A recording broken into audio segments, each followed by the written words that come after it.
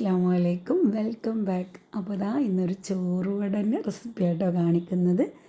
അതിനായിട്ട് നമ്മൾ തലേ ദിവസം തന്നെ ബാക്കി വന്ന ചോറ് നല്ലോണം കഴുകി വൃത്തിയാക്കിയിട്ട് ഒരു മിക്സിൻ്റെ ജാറിലോട്ട് ഇട്ട് കൊടുക്കുക. എന്നിട്ട് വെള്ളം കൂടി പോകരുത്, കുറഞ്ഞ വെള്ളത്തിലൊന്ന് അരച്ചെടുക്കുക കേട്ടോ. അപ്പോഴേക്കും ഇതാ അതിലേക്ക് ആവശ്യമായിട്ടുള്ള ഇൻഗ്രീഡിയൻസ് ഒക്കെ ഇവിടെ റെഡിയാക്കി വെച്ചിട്ടുണ്ട്. അപ്പോൾ അതാ നമ്മൾ ചോറൊക്കെ നന്നായിട്ട് അരഞ്ഞ് വന്നിട്ടുണ്ട് കേട്ടോ. വെള്ളം തീരെ പാടില്ല, കുറഞ്ഞ വെള്ളത്തിൽ അരച്ചെടുക്കാൻ പാടുള്ളൂ. ഇതിൽ കുറച്ച് വെള്ളം കൂടിപ്പോയിട്ടുണ്ട് കേട്ടോ. അപ്പോൾ അതാ കണ്ടോ, ഈ ഒരു നല്ല തിക്കിലിങ്ങനെ കിട്ടണം. ഇത് കുറച്ച് വെള്ളം കൂടിപ്പോയി. അപ്പോൾ കുഴപ്പമില്ല, നമുക്കതൊന്ന് അഡ്ജസ്റ്റ് ചെയ്യാം. അതിനായിട്ട് ഇതാ അരിപ്പൊടി ഒരു 5 ടേബിൾ സ്പൂൺ ഇട്ട് കൊടുക്കുന്നുണ്ട് കേട്ടോ. ഈ 5 സ്പൂൺ മുതലൊന്നും ഇത് നിൽക്കില്ല എന്നാണ് തോന്നുന്നത്. കാരണം എന്താ വെച്ച് കഴിഞ്ഞാൽ അത്യാവശ്യം ഒരു ഇതിങ്ങനെ ടൈറ്റിലായി കിട്ടണം നമുക്ക് ഈ മാവ്. ഈ ചോറും ഈ അരിപ്പൊടിയും കൂടി ഇങ്ങനെ മിക്സ് ചെയ്ത് കൊടുക്കണേ. നമ്മൾ ഉഴുന്നുവടയൊക്കെ ഉണ്ടാക്കുമല്ലോ, ആ ഒരു തിക്കിലിങ്ങനെ കിട്ടണം. അപ്പോൾ അതാ കുറച്ചുകൂടി വെള്ളം കൂടി പോയതിനെ കൊണ്ട് തന്നെ കുറച്ചുകൂടി അരിപ്പൊടി ഇട്ട് കൊടുത്തൊന്ന് സെറ്റാക്കി റെഡിയാക്കി വെച്ചിട്ടുണ്ട്. ഇനി ഇതിലേക്ക് നമ്മൾ കട്ട് ചെയ്ത് വെച്ചിട്ടുള്ള സവാള, പച്ചമുളക്, ഇത് ചപ്പ് പുതിന, പിന്നെ വേപ്പിൻ്റെ ഇല. ഈ വേപ്പില നമ്മൾ അരിഞ്ഞിട്ട് നമുക്കിതിലേക്ക് ഇട്ട് കൊടുക്കാം കേട്ടോ, കട്ട് ചെയ്തിട്ട്. അപ്പോൾ ഞാനത് അങ്ങനെ തന്നെ ഇട്ട് കൊടുത്തിട്ടുണ്ട്.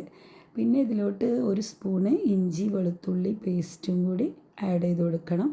പാകത്തിന് ഉപ്പ്, നമുക്കെങ്ങനെയാണ് ഉപ്പ് അതുപോലെ കുറച്ച് ഉപ്പും കൂടി ഇട്ട് കൊടുത്തിട്ട്, പിന്നെ 1 സ്പൂൺ മഞ്ഞൾപ്പൊടി, 1 സ്പൂൺ മുളക് പൊടി, ഇതെല്ലാം കൂടി ആഡ് ചെയ്ത് കൊടുത്തതിന് ശേഷം നന്നായിട്ടൊന്ന് മിക്സ് ചെയ്തെടുക്കണം കേട്ടോ.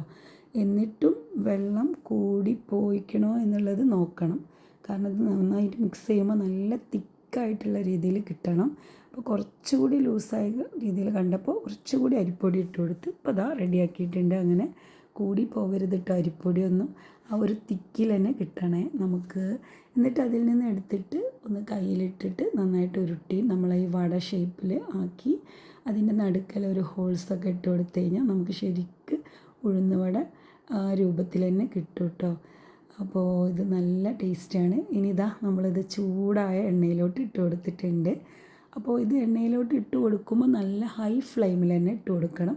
പിന്നെ മീഡിയം ഫ്ലെയിമിൽ വെച്ചിട്ട് അങ്ങോട്ടും ഇങ്ങോട്ടൊക്കെ ഒന്ന് തിരിച്ചും മറിച്ചൊക്കെ ഒന്ന് ഇട്ട് കൊടുത്ത് വേവിച്ചെടുക്കണം കേട്ടോ. അപ്പോൾ അതിൻ്റെ പുറം ഭാഗം നല്ല ക്രിസ്പി ആയിരിക്കും, ഉൾഭാഗം സോഫ്റ്റാണ്. കാരണം ചോറല്ലേ. അരിപ്പൊടി കൂടി പോകരുത് കേട്ടോ. അരിപ്പൊടി ഇട്ട് കൊടുക്കുമ്പോൾ എപ്പോഴും ശ്രദ്ധിക്കണം, ഇതിൻ്റെ ആ ഒരു തിക്ക് കൺസിസ്റ്റൻസി തന്നെ കിട്ടണേ. അല്ലാതെ കൂടുതൽ അരിപ്പൊടി അങ്ങോട്ട് ഇട്ട് കൊടുക്കരുത്. അതിന് വെള്ളം കുറച്ച് അരച്ചാൽ മതി. ചോറ് അരയ്ക്കുമ്പോഴേ വെള്ളം കുറച്ച് ഒഴിച്ച് കഴിഞ്ഞാൽ നമുക്ക് അരിപ്പൊടിയൊക്കെ പാകത്തിനായി കിട്ടും കേട്ടോ. അപ്പോൾ അതാ നമ്മളെ ചോറുവട ഇവിടെ റെഡി ആയിട്ടുണ്ട്. അപ്പോൾ ഇനി ആരും ബാക്കി വന്ന ചോറൊന്നും കളയണ്ട. ഇങ്ങനെയൊക്കെയുള്ള ഓരോരോ സ്നാക്സൊക്കെ നമുക്ക് ഉണ്ടാക്കി നോക്കാം കേട്ടോ. അപ്പോൾ ഇതിലേക്ക് നല്ലൊരു അടിപൊളി ചട്നിയും കൂടി ഉണ്ടാക്കി കഴിഞ്ഞാൽ ഇത് സെറ്റാവും. പിന്നെ സോസൊക്കെ കൂട്ടി കഴിക്കാം, പക്ഷേ സോസിനേക്കാളും ചട്നിയാണ് ഇതിലേക്ക് ടേസ്റ്റ് കേട്ടോ. അപ്പോൾ അതാ എൻ്റെ ചാനൽ ആദ്യമായിട്ട് കാണുന്നവരാണെങ്കിൽ പ്ലീസ് ഒന്ന് സബ്സ്ക്രൈബ് ചെയ്യണേ.